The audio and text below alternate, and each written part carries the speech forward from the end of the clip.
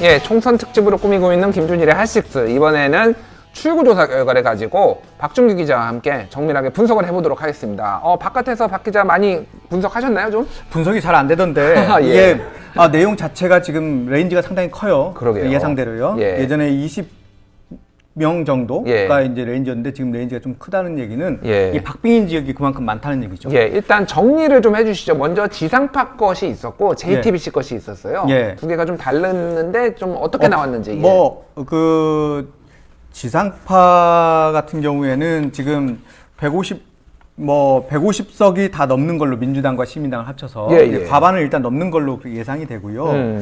통합당하고 한국당을 합쳐서는 최대 130석. 예.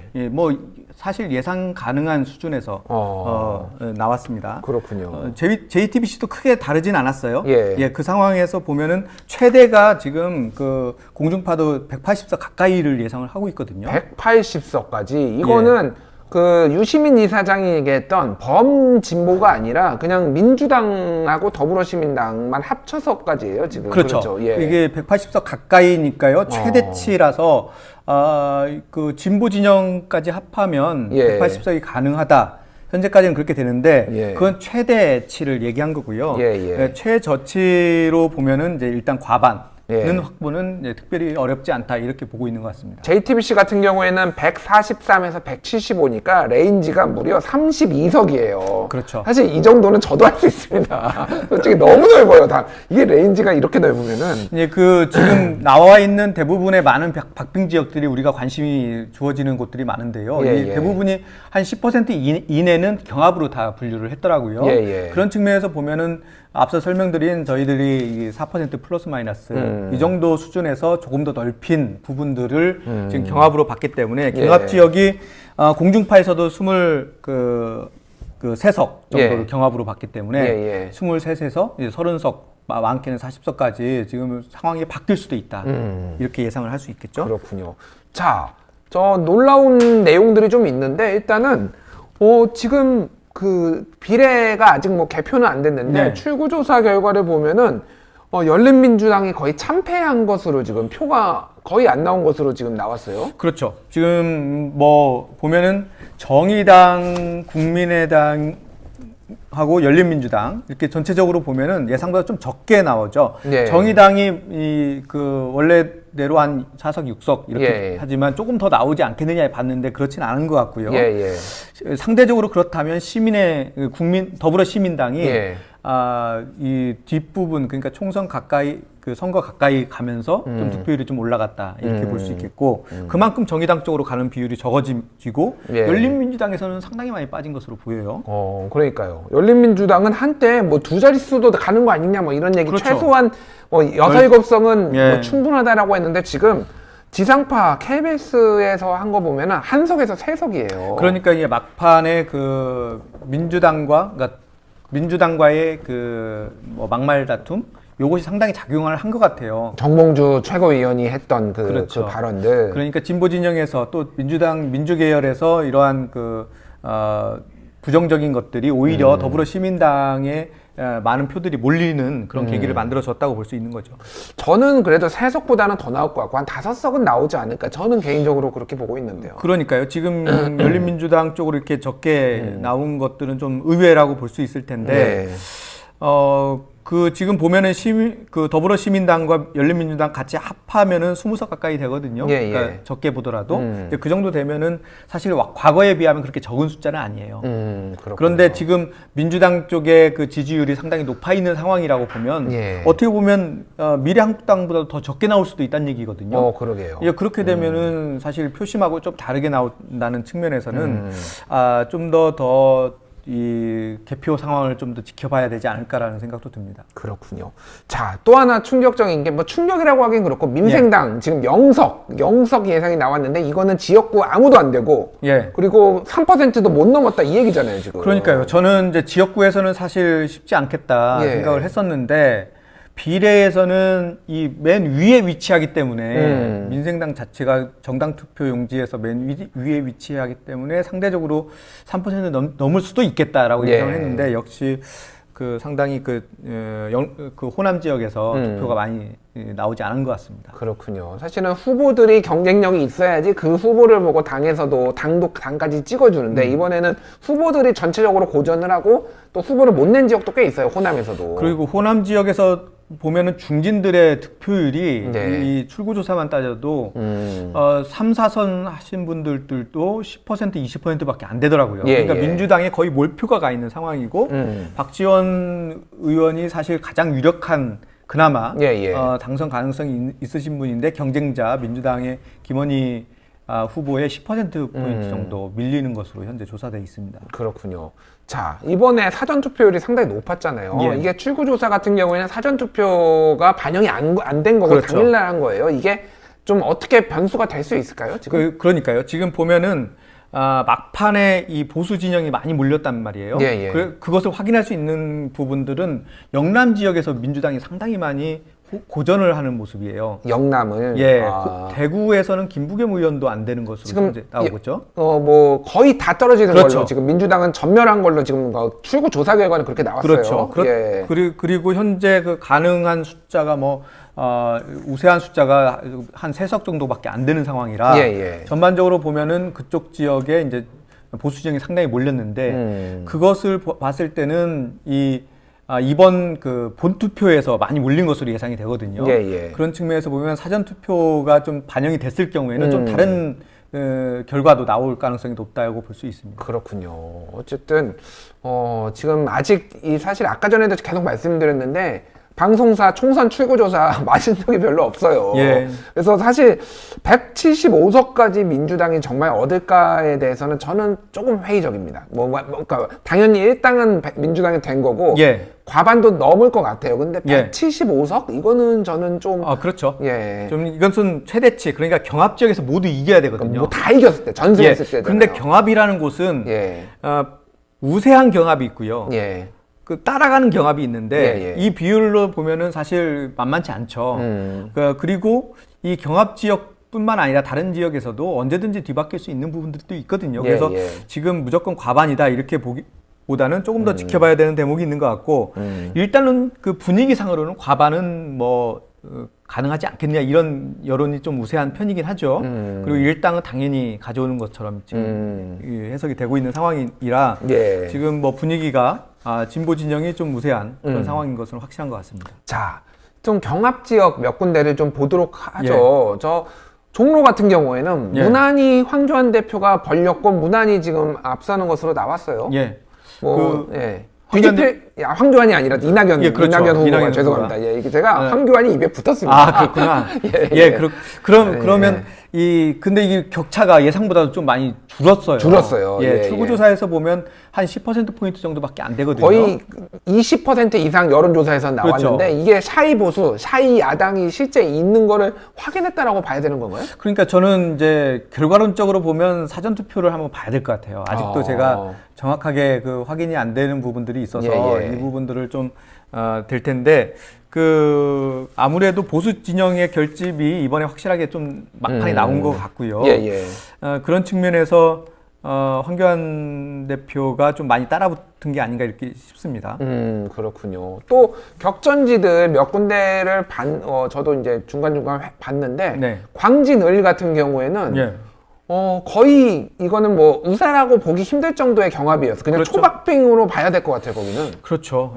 막판에 또 고민정 후보에 대해서 선관위 고발 사건이 좀 나왔죠. 이제 그런 것들이 일정 부분 작용을 했을 것이고 오세훈 후보에 대한 이 샤이 보수가 좀 결합을 한 부분들도 이번 지금 현재 출구조사에서는 좀 보이는 듯합니다. 그렇군요. 또 관심을 모았던 데가 동작을이었는데 여기는 이수진 후보가 약간 더 여유 있게 앞서는 건데 이것도 근데 경합이에요. 내용을 들여다보면 경합이긴 합니다. 좀 우세한 경합이죠. 우세 경합이죠, 이거는. 이 지역에서는 JTBC도 그렇고 공중파도 그렇고 전반적으로 좀 우세하다 이렇게 보고 있는 것 같은데요. 여전히 이 정도 수준에서의 출구 전략 범위는 출구조사 범위는 좀 여유 있게 보기는 좀 어렵습니다. 그렇군요.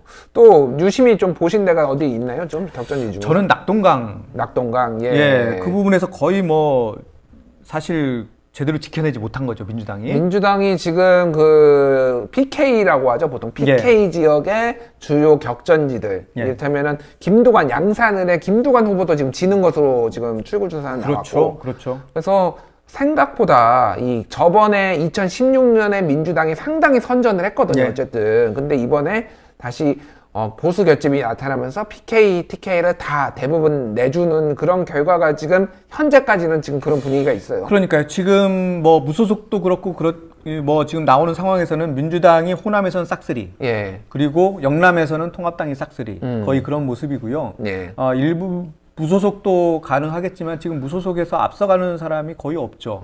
지금 뭐 홍준표 의원 후보가 지금 조금 가능성이 있는 예. 그런 상황이고요. 전반적으로 지금 그리고 김관영 후보 정도 이 정도 예상을 할 수 있을 텐데 지금 전반적으로 무소속도 지금 좀 거대 양당에 끼어서 거의 실적을 못 내고 있는 상황입니다. 그렇군요.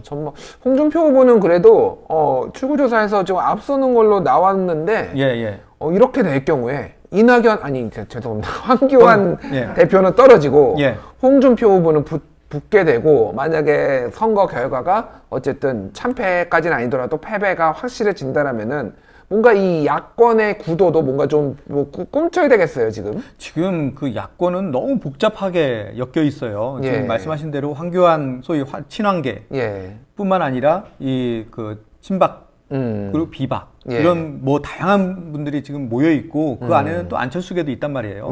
지금 안철수 대표가 어떤 거치가 될지는 모르겠으나 지금 뭐 그 상당히 그 성적은 그렇게 좋지 않을 것으로 봐요. 지금 한석에서 세석 아닙니까? 두석에서 내석. 두석에서 내석. 현재 예상되는 부분이죠. 그러니까 3%를 간신히 넘는다. 간신히 넘은 거예요. 이런 상황에서는 이것을 의미 있게 받아들이기가 상당히 어렵죠. 그렇다고 보면 이 통합 작업이 더 이루어질 가능성이 있어요. 그러니까 안철수 대표가 지금 현재 국민의당으로는 목소리를 내기 어렵다. 그렇다면은 어떤 식으로든 이 보수 진영과 결합할 가능성이 현재 높아 보이죠. 제가 좀 약간 정정을 해야 되는데 출구조사 결과는 그 대구 수성을 홍준표 후보가 지는 걸로 나왔네요. 조금 지죠. 이인선 후보한테 조금 지죠. 이인선 후보한테 약간 뒤지는 걸로 나왔습니다. 제가 근데 거의 경합 수준이라 수준이라서 이건 뭐 상당히 근접해 있는 경합이라서요.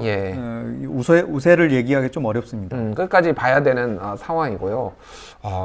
참 이런 좀 전반적으로 그러면은 이제 선거 내일 언론들 헤드라인 좀 예상 좀 해주시죠. 어떻게 좀. 근데 지금 이게 150석이 정말로 그 과반이 넘는다면 확실하게 코로나에 대한 영향 그것으로 이제 볼 수 있겠죠.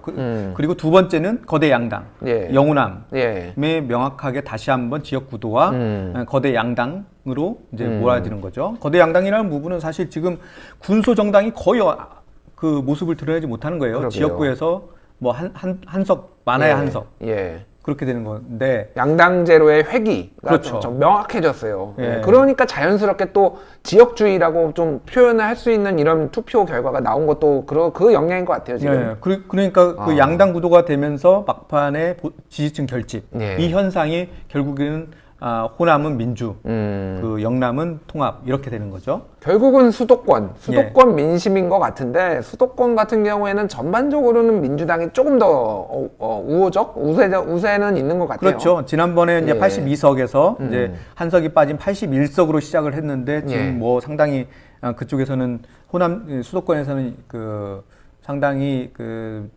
추가적으로 의석을 확보할 수 있을 것 같은데 좀 또 관심 있게 봐야 되는 게 역시 균형추를 해왔던 이제 충청 지역인데요. 충청 지역.